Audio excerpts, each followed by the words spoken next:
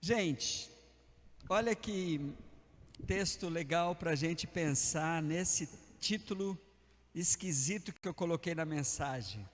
Não sabe o que sabe, não sabe o que tem. Abra a tua Bíblia aí no livro de João, capítulo 14. Esses versículos foram os versículos daquelas pessoas, dos irmãos que estão aí em aprisco, passaram por esse texto essa semana. Mas me chamou muita atenção aqui a realidade de dois discípulos, e depois eu quero ir lá em Atos 14 também, mesmo capítulo, e falar de um outro indivíduo, sobre esse tema, não sabe o que sabe. Quando nós lemos João 14, a partir do versículo 1, a gente encontra Jesus consolando os discípulos, confortando os discípulos. Exatamente por causa do climão que foi criado no capítulo 13. Aí Jesus ouve, os discípulos começam a mostrar ali como que o coração deles estavam turbados e o que isso, qual era a consequência disso. Quero chamar a atenção a partir do versículo de número 4, quando Jesus diz assim: e vós sabeis o caminho para onde eu vou. Aí aparece Tomé. Disse-lhe Tomé: Senhor, não sabemos para onde vais, como saber o caminho? Tomé é o primeiro exemplo, irmãos, de um indivíduo que não sabia que ele sabia. Achei muito interessante, chamou muita atenção, estivemos falando sobre isso no aprisco essa semana, mas fiquei com Tomé na cabeça, porque tem outros indivíduos que vai nos fazer numa noite como essa, estar pensando nessa possibilidade. Tomé, ele sabia o caminho, ele já tinha decidido por esse caminho, que era Jesus, mas ele não sabia. Ele não sabia que ele sabia, que Jesus estava falando exatamente de si mesmo. E é muito bom, queridos, nós termos uma convicção de quem é Jesus, para que você não se confunda mais com nada. Só para vocês terem uma ideia, o livro de Colossenses, estava lendo o livro de Colossenses hoje, ele tem o texto mais revelador sobre a pessoa de Jesus. Olhe para Colossenses 1,16. Colossenses, olha que maravilha é a revelação da palavra de Deus em Colossenses, capítulo 1, versículo de número 16. Para vocês terem uma ideia, por que Jesus sempre dizia para os discípulos que Ele era o caminho, que Ele era a luz, que Ele era o pão da vida, que Ele era a água da vida? Aí vem um texto como esse e nos dá uma ideia muito mais abrangente de quem é Jesus. Olha o versículo de número 16 do capítulo 1 de Colossenses. Pois nele foram criadas todas as coisas, nele foram criadas todas as coisas, nos céus e sobre a terra, e as visíveis e as invisíveis, sejam tronos, sejam soberanias, quer principados, quer potestades, tudo foi criado por meio dele e para ele. E nele, versículo 17, ele é antes de todas as coisas, nele tudo subsiste. Tomé não tinha a compreensão total assim, quando ele, tadinho, chegou: Senhor, nós não sabemos para onde o Senhor vai, como é que a gente vai saber o caminho? Faz até lembrar de uma expressão popular que tem, né? Quem não sabe para onde vai, qualquer caminho serve. E para que Tomé não caísse nesse erro, então Jesus traz a grande revelação do versículo de número 6. Tomézinho do meu coração, eu sou o caminho, eu sou o caminho, eu sou o lugar para onde eu vou. Aí aparece um outro discípulo. Olhe um pouco mais, bem aqui mesmo, olhe um pouco mais para frente, quando você encontra aqui Jesus do seu ensino, versículo de número 7. Se vós tivesses conhecido, conhecereis também o meu Pai. Desde agora o conheceis e tendes visto. Jesus usando, de novo, afirmando o que os discípulos tinham, o que eles achavam que não tinha. Agora veja o Filipinho aqui, irmãos. Replicou Filipe: Senhor, mostra-nos o Pai e isso nos basta. Filipe não sabia o que ele tinha, que ele já tinha o Pai. Por isso é que Jesus disse para ele assim, disse-lhe Jesus: Filipe, há tanto tempo que estou convosco e não me tem conhecido, quem me vê, a mim vê o Pai. Como dizes tu, mostra-nos o Pai? Irmãos, qual é o grande alerta da reação de Filipe? Sabe o que me chamou a atenção? Para alguns, Jesus é pouco. As pessoas querem mais. Jesus estava deixando claro quem ele era de maneira completa e repleta. Aí de repente Filipe fala assim: ah, Senhor, está nos faltando uma coisinha, o Senhor nos mostrar o Pai. Então Filipe já tinha o que ele estava pedindo. Tomé já sabia o que ele achava que não sabia. Precisava organizar-se para... Jesus até compreendeu os seus discípulos, né? Os discípulos precisavam ainda de um reforço que veio a ser dado, que agora não era mais um Cristo a ser conhecido e se relacionar com ele, o Emanuel, Deus presente. Cristo então, nesse mesmo capítulo de João 14, vai consolar os discípulos com a vinda do Espírito Santo. Quando o Espírito Santo vem, os discípulos então, meio que abre a mente deles assim. Agora, irmãos, olha a loucura de uma situação, do indivíduo ter algo que ele não sabia que tinha. Esse texto sempre me chamou a atenção, que é o caso de Atos 14. Vai lá para Atos 14, por favor. Em Atos 14, olhe para o versículo de número 8. Conheça esse indivíduo aqui. A Bíblia não fala o nome dele, só fala a situação dele, a enfermidade dele que ele tinha. Mas esse homem nos chama muita atenção. Olha que maravilha. Em Listra, costumava estar assentado certo homem aleijado, paralítico, desde o seu nascimento, o qual jamais pudera andar. Um indivíduo comum, uma pessoa que existe. Infelizmente, algumas pessoas são desafiadas a encarar uma vida em que o aleijume faz parte da sua realidade.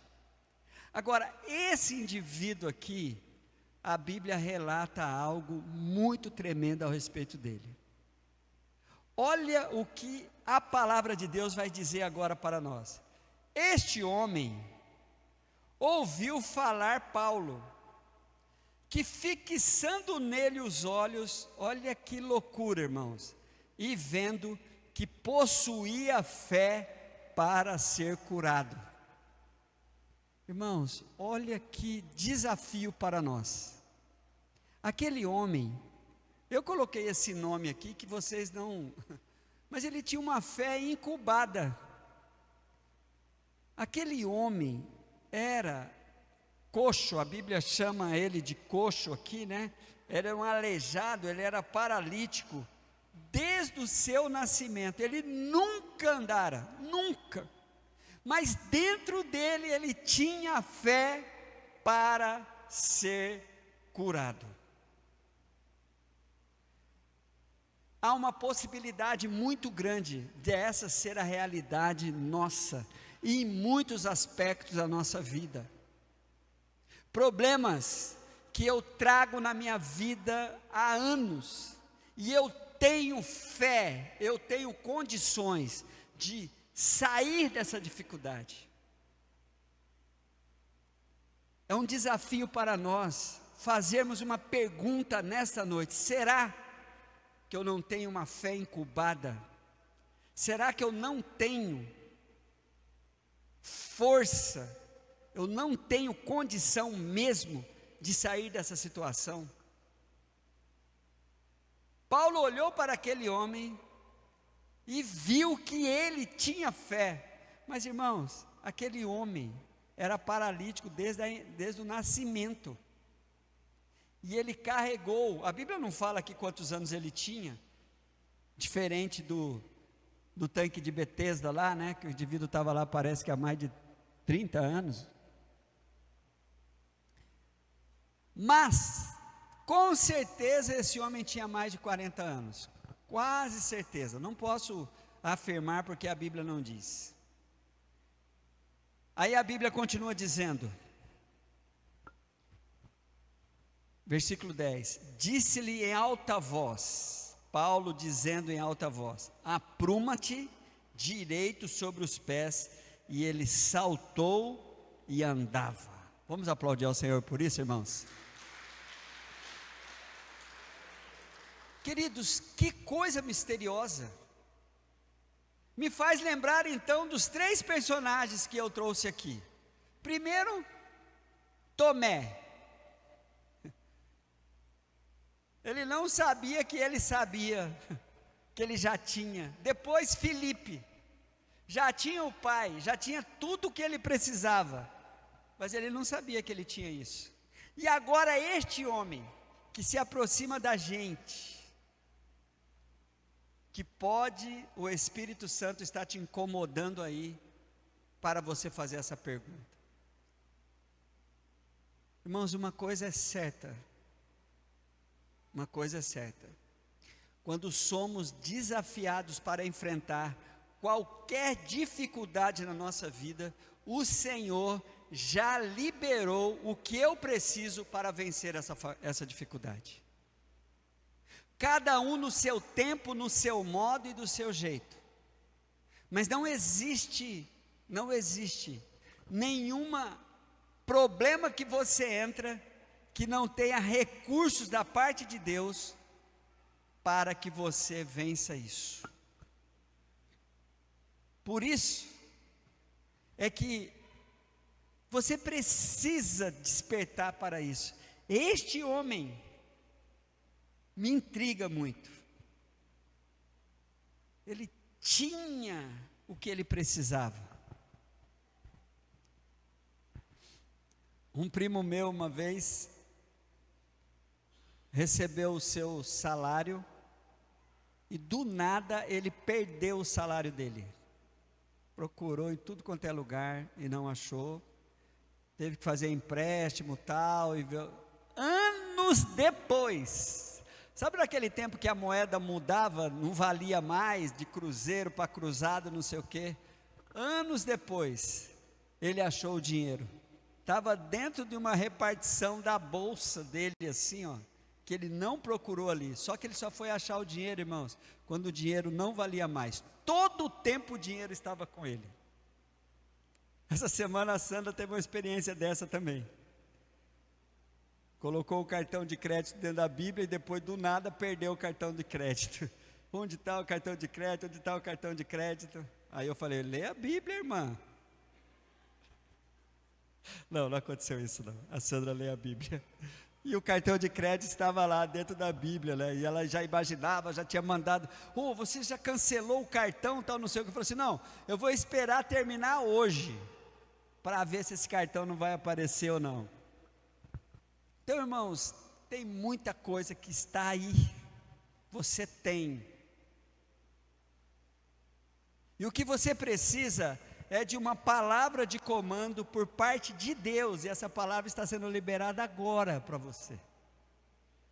Desperta, levanta, você pode. Paulo, em alta voz, ele grita, apruma-te direito sobre os teus pés, e ele saltou e andava. Claro que foi um momento muito de Deus ali, não é? O encontro de alguém que tinha uma percepção espiritual, mas o contato com a realidade daquele indivíduo, e ele não duvidou. Ele não duvidou. Irmãos, mas não é interessante, por favor, vocês acham tão intrigante como eu essa passagem? De um indivíduo ter dentro dele o que ele precisou durante a vida inteira. Louvado seja Deus por ele ter tido esta experiência. E creio que dentro dos propósitos de Deus, porque é assim que creio também, que todas as coisas têm um propósito.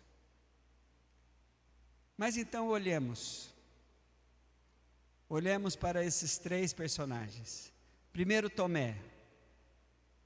Senhor, se a gente não sabe para onde o Senhor vai, como vamos saber o caminho? Tomé sabia o caminho, porque ele conhecia o caminho. Quero te avisar uma coisa, o que a Bíblia fala ao nosso respeito. Nós temos um coração enganoso. Nós temos um coração enganoso. A nossa carne, quando Jesus fala que a nossa carne é fraca, a fraqueza da nossa carne está assim, ó. Nós sempre esperamos o pior. Quando Jesus vai falar do que habita dentro do coração do homem, em Mateus 15:19, ele começa com maus pensamentos. Desculpa, Alain, usar de novo aqui o seu nome, mas essa foi a experiência que nós tivemos aqui agora, e a ilustração aqui com a brincadeira que fiz com a Geralda. Quando eu perguntei do Alain para a Geralda, ela ficou preocupada, achando que tinha acontecido alguma coisa ruim com ela. E eu ainda ajudei, né? Você não está sabendo? Vixe, aí pronto. Liguei para um primo meu hoje, que fazia anos que a gente não se falava. Ele já atendeu o telefone, eu liguei, até compartilhei com a Sandra, falei assim, olha, eu vou ligar para o Lando, porque eu estou pensando muito nele hoje, vou ligar para ele. Estou fazendo isso algumas vezes com alguns parentes. A semana passada liguei para uma sobrinha minha, que há anos nós não falamos, de ligar assim. Todos atendem o telefone perguntando o que foi que aconteceu, na expectativa de que algo ruim aconteceu. Então nós temos essa carne. A Bíblia vai dizer em Jeremias 17:9, que o nosso coração é enganoso. E além de algumas expressões lá de Jeremias 17:9, ele vai falar que ele é perverso, desesperadamente corrupto. Então, gente, e o que me desperta também é essa ideia. Todos os discípulos aqui, eles estavam realmente diante daquele climão que foi criado, eles estavam precisando de estarem sendo despertados para realidades espirituais, aquele conforto de Jesus. Por isso é que Tomé não sabia que ele sabia o caminho. Por isso Filipe estava pedindo uma coisa que ele já tinha. Filipe, você não está andando comigo? Quem vê a mim vê ao Pai. Ele já tinha o que ele estava pedindo para Jesus. E o mais misterioso também, graças a Deus, o exemplo desse homem lá. Então, gente, tem muita coisa que o teu coração, que a tua carne mascara o teu potencial, os seus dons, os seus talentos. E você vive em um mundo que jaz no maligno. E muitas vezes você não é estimulado a colocar para fora o seu potencial. Por isso é que esta palavra de hoje é para mexer conosco. Será que eu não posso mesmo? Será que eu não tenho mesmo? Será que eu não sei mesmo? E ao mexer contigo, com certeza, Deus vai mostrar que você sabe o que você pensa que você não sabe, que você tem o que você acha que você não tem.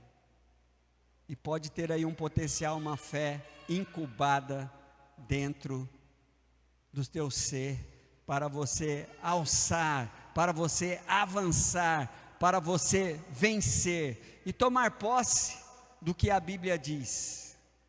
Filipenses 4:8, Filipenses 4:13, tudo posso naquele que me fortalece. Amém, queridos?